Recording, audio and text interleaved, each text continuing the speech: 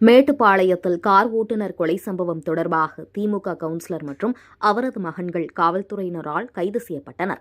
கோவை மாவட்டம் மேட்டுப்பாளையம் பகுதியைச் சேர்ந்தவர் அலாவுதீன். மேட்டுப்பாளையம் பேருந்து நிலையத்தில் உள்ள கார் ஸ்டாண்டில் கார் வைத்து வாடகைக்கு ஓட்டி வந்துள்ளார். இவர் கடந்த ஓராண்டு காலமாக காணாமல் போன நிலையில் அது குறித்து அவரது குடும்பத்தினர் மேட்டுப்பாளையம் காவல் நிலையத்தில் புகார் செய்த நிலையில் இதுகுறித்து போலீசார் வழக்கு பதிவு செய்து தேடி வந்தனர்.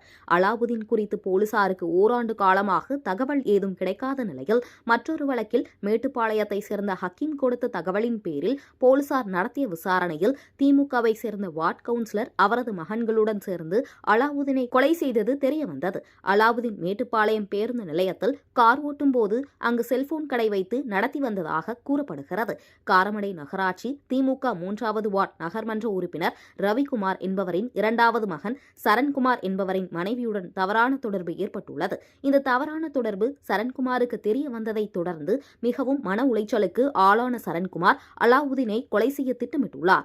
இதுகுறித்து தனது தந்தையும் திமுக கவுன்சிலருமான ரவிக்குமார் மற்றும் அவரது சகோதரர் மணிகண்டன் ஆகியோர் அலாவுதீனை தனியாக அழைத்து சென்று அடித்து கொலை செய்துள்ளனர். பின்னர் உடலை எடுத்து சென்று மாதேஸ்வரம் மலைக்கோவில் பின்புறம் உள்ள புதற்குப்பைகளை கொட்டும் இடத்தில் வைத்து தீயிட்டு எரித்துவிட்டு தங்களது இயல்பான வாழ்க்கையை நடத்தி வந்துள்ளனர். விசாரணையில் கொலை விவகாரம் உறுதிப்படுத்தப்பட்டதை அடுத்து மேட்டுப்பாளையம் போலீசார் காரமடை நகராட்சி திமுக நகர்மன்ற உறுப்பினர் ரவிக்குமார் மற்றும் அவரது மகன்கள் சரண்குமார், மணிகண்டன் ஆகிய மூவரையும் கைது செய்து நீதிமன்றத்தில் ஆஜர்படுத்தி சிறையில் அடைத்தனர். கைது செய்யப்பட்ட மணிகண்டன் திமுக இளைஞரணி பொறுப்பில் உள்ளார்.